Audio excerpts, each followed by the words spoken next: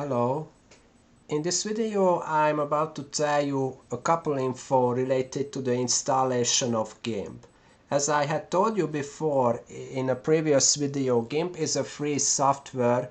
You can download it from the website gimp.org and go to the downloads section, and you can download directly or from a Microsoft Store.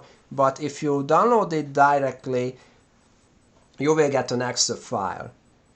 It will offer you the latest version 2.10.36, but for specific reasons I will show you 2.6.10 during this course, and you will understand why.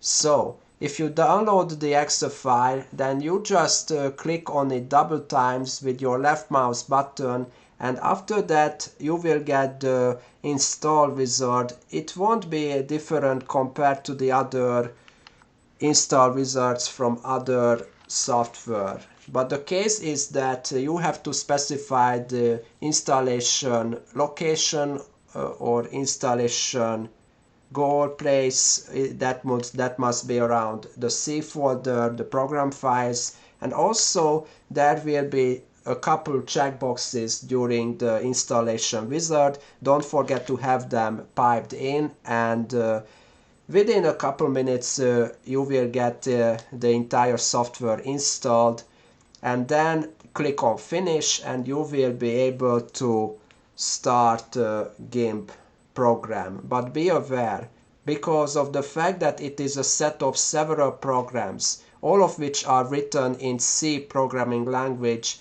the loading or starting of Gimp may vary depending on the version. It might take up from half up to 1 minute, but it is worth it to wait for it.